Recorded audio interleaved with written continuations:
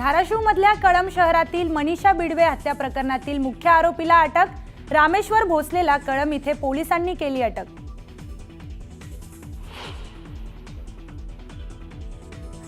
खोक्या प्रकरणात विलन ठरवून माझ्या खुनाचा कट, त्या प्रकरणात मला अडकवण्याचा कट होता, भाजप आमदार सुरेश धस यांचा एका मुलाखतीत सर्वात मोठा आरोप। बीडच्या कारागृहात आकाकडे स्पेशल फोन तर कराडला स्पेशल ट्रीटमेंटही दिली जाते। सुरेश धस यांचा कराडवर आणखी एक आरोप।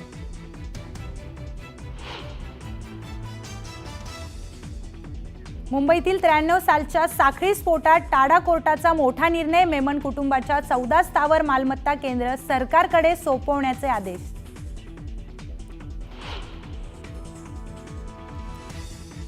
प्रशांत कोरटकरच्या जामीन अर्जावर आज सुनावणी। कोरटकरला जामीन मिळणार की अडचणी वाढणार, सुनावणीकडे सर्वांचं लक्ष।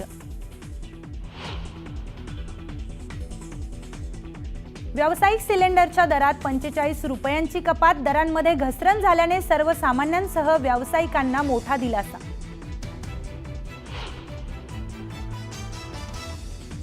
राज्य सरकारकडून रेडी रेकनरच्या दरात मोठी वाढ, मुंबई वगळता अन्य महापालिका क्षेत्रात सरासरी 6% वाढ, घर खरेदी करणाऱ्यांना बसणार फटका। समृद्धी हायवेच्या टोलमध्ये आजपासून सरासरी 19% वाढ, हलक्या वाहनासाठी आता 1287 रुपये द्यावे लागणार। राज्यातल्या अनेक भागात अवकाळी पावसाची हजेरी, बीड, जालना, कराडसह अनेक ठिकाणी झालेल्या पावसाने गव्हासह अनेक पिकांचं मोठं नुकसान। बुलढाणा इथे माथेफुरींनी केली एसटीची तोडफोड, अचानक झालेल्या हल्ल्यामुळे प्रवासी भयभीत।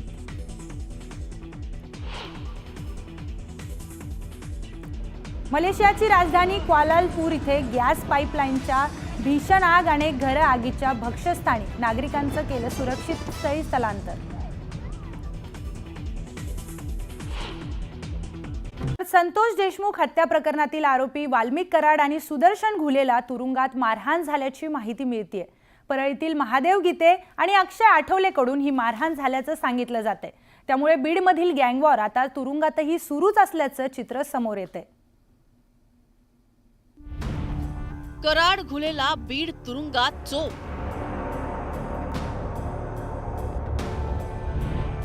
गीते आणि आठवलेकडून मारहाण, जुन्या वादातून राडा झाल्याचा संशय। बीड मधील गँगवॉर तुरुंगातही सुरू। संतोष देशमुखांच्या हत्येनं बीड मधील गुन्हेगारीचं वास्तव जगासमोर आणलं। गुन्हेगारांचा आका बनून सत्ता उपभोगणाऱ्या वाल्मिक कराडच्या मुसक्या आवळून तपास यंत्रणांनी त्यांना तुरुंगात डांबलं। पण आता गुन्हेगारांना पोचणंच वाल्मिक कराडच्या अंगलट आल्याचं दिसतंय, कारण तुरुंगातही वाल्मिक कराड आपल्याच जुन्या सहकाऱ्यांच्या निशाण्यावर आल्याचं दिसतंय। सोमवारी सकाळी बीडमध्ये जिल्हा कारागृहात 2 गटांमध्ये राडा झाला। या राड्यात वाल्मिक कराड आणि सुदर्शन घुलेला मारहाण झाल्याचं समोर आलंय। परळीतीलच महादेव गीते आणि अक्षय आठवलेकडून कराड आणि घुलेला मारहाण झाल्याचं कळतंय। कारागृहात कराड, गीते शेजारच्या बराकीत, कुटुंबियांना फोन करण्यासाठी एकाच ठिकाणी कैदी जमले। 5 आणि 6 नंबरच्या बराकीतील कैद्यांमध्ये वाद। महादेव गीते, अक्षय आठवलेचा वाल्मिक कराड आणि घुलेला चोप। 2 गँगमध्ये राडा सुरू झाल्यानंतर जेल पोलिसांनी वेळीच मध्यस्थी केल्यानं पुढचा मोठा अनर्थ टळला। पण तोपर्यंत कराड आणि घुलेच्या कानशिलात लगावल्याची चर्चा आहे। या जेल प्रशासनामध्ये काही लोक एवढे निराळलेले आहेत की त्यांना कशाचीच काय भीती वाटत नाही, आणि हे आजचं जे प्रकरण झालेलं आहे कदाचित मग जेलमधल्या प्रशासनाने एकामेकाला दुजाभाव दिला म्हणून झालंय का? संतोष देशमुख हत्येच्या तपासात पोलीस आणि तपास यंत्रणेच्या चौकशीत बीडमधील गुन्हेगारीचा चेहरा समोर आला। वेगवेगळ्या गँगना या ना त्या कारणानं एकमेकांशी संबंध किंवा वैर असल्याचं दिसलं। याचं कारण म्हणजे या सर्व गुंडांचा आका हा वाल्मिक कराड होता. आता ही ज्या महादेव गित्तेनं कराडला चोप दिला तो एकेकाळी त्याचाच सहकारी होता. महादेव गित्ते हा बापू आंधळे हत्या प्रकरणातील आरोपी. महादेव गित्ते सध्या बीड जिल्हा कारागृहात. 29 जून 2024 रोजी महादेव गित्तेवर गोळीबार. कराडच्या सांगण्यावरून गोळीबार केल्याचा महादेव गित्तेचा आरोप. महादेव गित्ते राष्ट्रवादी शरद पवार गटाचे नेते बबन गित्तेंचा कार्यकर्ता, तर बापू आंधळे राष्ट्रवादी अजित पवार गटाचा धनंजय मुंडेचा कार्यकर्ता होता. विशेष म्हणजे या घटनेनंतर फरार झालेला बबन गित्तेची फेसबुक पोस्टही चर्चेत आली आहे. अंदर मारना या मरना सब कुछ माफ है अशा आशयाची पोस्ट बबन गित्तेनं केली आहे. त्यामुळे गित्ते आणि कराडमधील जुन्या वादातूनच ही मारहाण झाल्याची चर्चा आहे. अतिशय जोरात भांडणं झाली आहेत. त्याचं कारण कदाचित मला वाटतं टॉप 2 जे आहेत जेलचे ते आज मुस्लिम असल्यामुळे कदाचित ईदमुळे आज आले नसतील, तर म्हणून ती संधी साधून ही सगळी भांडणं झाली. पण यातनं आपल्याला हेच दिसतंय की मोठ्या प्रमाणात ज्या टोळ्या होत्या त्यांची आपसातले टोकाचे वाद किती आहेत. आणि आपण जे म्हणतो नेहमी की कायदा आणि सुव्यवस्था ही बीडसाठी नाहीच आहे, हे त्यातनं पुन्हा एकदा आपल्याला अधोरेखित होताना दिसतंय. बबन गीतेला खोट्या प्रकरणात अडकवलंय. बापू आंधळे जे खून प्रकरण आहे त्या खून प्रकरणामधला खोटा आरोपी आहे बबन गीते. बबन गीते नसताना त्याच्यावर आरोप टाकलाय.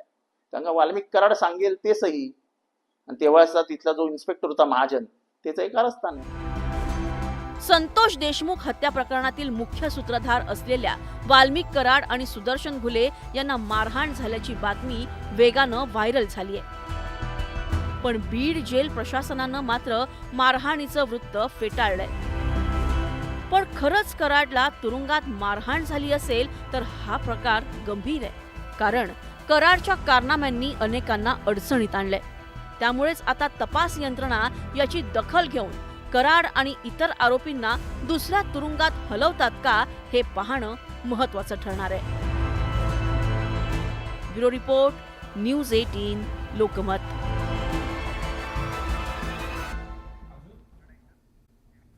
सतीश भोसले उर्फ खोक्या प्रकरणात मला विलन ठरवून माझ्या खुनाचा कट टाकण्यात आला होता असा खळबळजनक दावा भाजप आमदार सुरेश धस यांनी केलाय.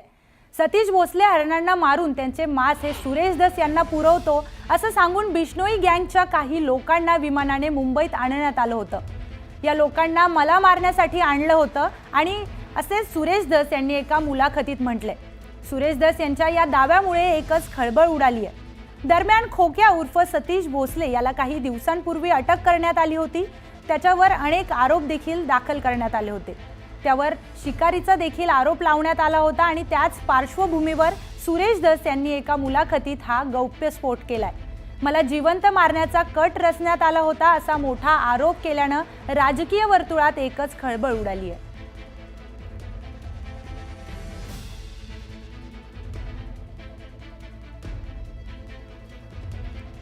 तर सुरेश, काय अधिकची माहिती या प्रकरणात सांगता येईल? कारण आमदार सुरेश धस यांनी अनेक धक्कादायक खुलासे केलेले आहेत.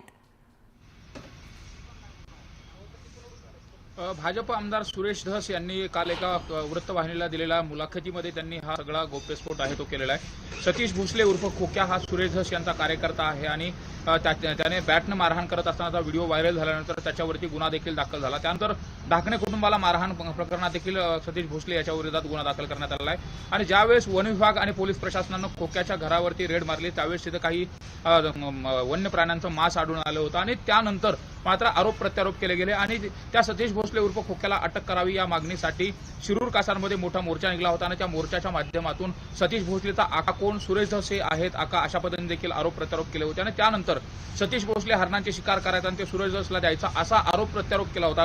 त्यामध्ये टी.पी. मुंडे यांनी देखील आरोप केला होता. तर अनेक ओबीसीचे नेते आहेत त्यांनी आरोप केला होता. त्यानंतर सुरेश धस यांनी जो खळबळजनक दावा केला आहे की अशा पद्धतीने भासवून म्हणजे सतीश भोसले हा शिकार करायचा आणि त्या हरणाचा मांस सुरेश धस यांना पोहोचायचा हे बिश्नोई गँगला सांगून बिश्नोई गँगचे 4 ते 5 माणसांना मुंबईमध्ये विमानाचं तिकीट काढून आणलं होतं असा देखील दावा सुरेश धसने केला. आणि हा सगळा जो काही कट कारस्थान आहे हे कुणी रचलं होतं, कशा पद्धतीने रचलं होतं आणि सतीश भोसलेच्या पाठीमागून मला टार्गेट करण्याचा प्रयत्न केला जात होता असं देखील सुरेश धस यांनी सांगितलं. त्यामुळे अत्यंत धक्कादायक आहे सुरेश धसांना टार्गेट करणारा कोण आहे, कशा पद्धतीने हे सगळं केलं जात होतं, हे सगळं तपासात समोर येणारच आहे. मात्र ज्या पद्धतीने सुरेश धस यांनी दावा केलेला आहे की हे सगळं कशा पद्धतीने घडवून आणलं जात होतं, सतीश भोसलेला विलन दाखवलं होतं आणि त्यानंतर सतीश भोसलेचा पाठीमागचा कोण आहे हे दाखवून हे सगळं कट कारस्थान रचलं जात होतं. का तर बिश्नोई जर आपण बघितलं, बिश्नोई समाज हा हरणांना देव मानतो आणि त्यानंतर त्या हरणांना मारलं आणि त्याचं मटण सुरेश धस यांनी खाल्लं हे दाखवून बिश्नोई गँगकडून खून करून घ्यायचा होता का, असा देखील जो संशय आहे तो सुरेश धस यांनी व्यक्त केला होता. त्यामुळे या प्रकरणात आता सुरेश धस आणखी याची तक्रार थेट मुख्यमंत्र्यांकडे देखील करणार आहेत. हे कोणी कट कारस्थान रचलं होतं या संदर्भातले माझ्याकडे पुरावे आहेत आणि थेट मुख्यमंत्र्यांना मी हे सांगणार आहे. अशा पद्धतीत मैत्री करून असा धोका देणं हे देखील योग्य नाही, असं देखील सुरेश धस यांनी त्या मुलाखती म्हटलंय. त्यामुळे एकंदरीत हे अत्यंत धक्कादायक आहे आणि सुरेश धसांच्या संदर्भात असं कोण करतंय असा देखील प्रश्न उपस्थित होतो. प्रिया, धन्यवाद सुरेश. सविस्तर माहितीसाठी वळूया पुढच्या बातमीकडे. बीड जिल्हा मध्यवर्ती जेलमध्ये आकाकडे एक स्पेशल फोन आहे, ज्याच्यावरून आकांचे डायरेक्ट कनेक्शन परळीतील एका फोनशी होते. वाल्मिक कराडला स्वतंत्र जेवण पुरवठा केला जातो असा गंभीर आरोप भाजप आमदार सुरेश धस यांनी केलाय. विशेष बीडच्या जेलमध्ये काहीही होऊ शकतं, माझी माहिती अशी आहे. जेलमध्ये आकाला स्वतंत्र जेवण आणि स्पेशल फोन आहे. तसेच या संपूर्ण जेल प्रशासनासह बीडचे पोलीस अधीक्षक यांच्यावरतीही प्रश्नचिन्ह उपस्थित करत भाजप आमदार सुरेश धस यांनी कार्यप्रणाली सुधारण्याची मागणी देखील केली आहे. हाणामाऱ्या आज झालेल्या आहेत. बीडच्या जेलमध्ये काही बी होऊ शकतं ना. बीडच्या जेलमध्ये माझी तर माहिती अशी आहे की या आकांना स्वतंत्र जेवण सुद्धा पुरवठा होतोय, इथपर्यंत माहिती माझ्याकडे आलेली आहे. आणि एक स्पेशल कोणता तरी फोन आहे ज्याच्यावरून आकांचा डायरेक्ट कनेक्शन कोणत्या तरी परळीतल्या एका फोनशी होतं, इथपर्यंत माहिती माझ्याकडे आलेली आहे.